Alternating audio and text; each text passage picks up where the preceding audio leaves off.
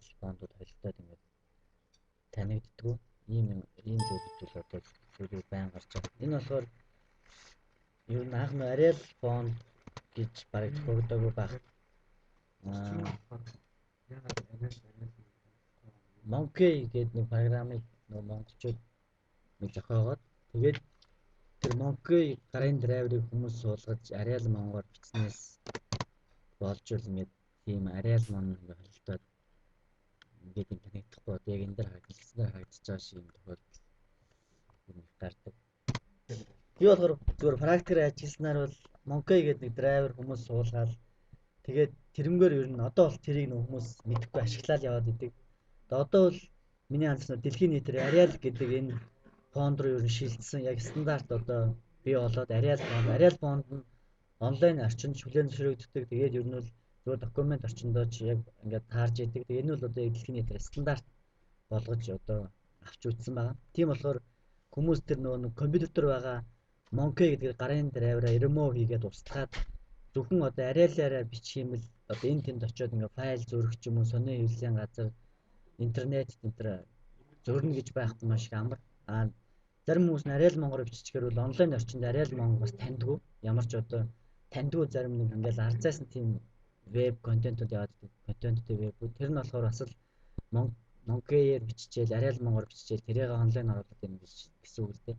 За тэгэхээр яг хуу нэгэнт ингээд томоохон одоо тийм дипломын ажил ч юм уу томоохон бичвэрүүдээ ингээ ариал монгоор бичсэн. Тэрийг одоо ариал руу хөрвүүлж онлайнд ч юм уу байрлуулмаар байгаа бол яах вэ гэдэг би товчхон зааж өгье гэж бодсон л да. Тэгээд энэ Word дээр дээдлийн менюнийхаа меню хэсэг рүүгээ ороод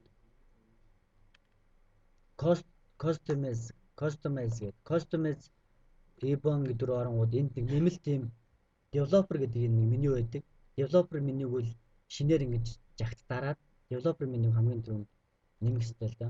За ингэнгүүт энэ дээдлэлт чинь developer гэдэг нэг меню нэмэгдчихэв. За тэгээд developer менюний Visual Basic Macros гэдэг энэ хоёр туулсыг ашиглаж convert хийдэг. За бас үүнийг ашиглахаас гадна нэг ийм нэмэлт exe файл хэрэг болдог л да. Энэ болохоор энэ convert bus гэдэг нэг жижиг exe файл байдаг. Энийг бол хүмүүсээс флашаар ч юм уу онлайнаар ер нь авчиж болно. За тэгээд энэ хоёрыг ашиглаад яаж convert хийх вэ гэхээр за хамгийн түрүүнд developer меню руугаа ороод Visual Basic гэдэг энэ туулсыг эхлээ сонгоно. За туулсыг сонгосны дараа нэмэлт цонх гарчсны дараа files руугаа ороод import file гэж сонгоод саяныхаа нөгөө convert bus-ыг нааш нь оруулж ирнэ. Одоо импортлж оруулж ирнэ гэсэн. Convert bus гэдэг exe файлаа. За ингээд exe файл оруулж ирсний дараа саяны Visual Basic гэдэг нэмэлт цонхоо одоо хаагаад дахиад developer меню руугаа орно. За дахиад developer руу орсны дараа macros гэдэг хоёр дахь дагажаа сонгоод за ингэнгүүт сонголт гарч ирнэ. Ариалаас ариал мон руу хөрвүүлэх үү, ариал монгоос ариал руу хөрвүүлэх үү, ингээд мон times руу юу гэгээд. За ингэнгүүт энэ ариал руу одоо би хөрвүүлье гэдэг командыг сонгоод run дарна. За тэгэнгүүт маш олон одоо сая л ингээ холилдсон ариал мон гэл учир нь олдохгүй олон юм одоо юунууд текстүүд байсан бол одоо зөвхөн ингээд ариал руу ер нь хөрвж яана гэсэн үг. За тэгээд нэгэнт одоо өмнө ингээд ариал фонд цогцдог байхад бол гараагүй байхад тийм ээ. Уг нь цогцодод ч олон жил болж байна л да.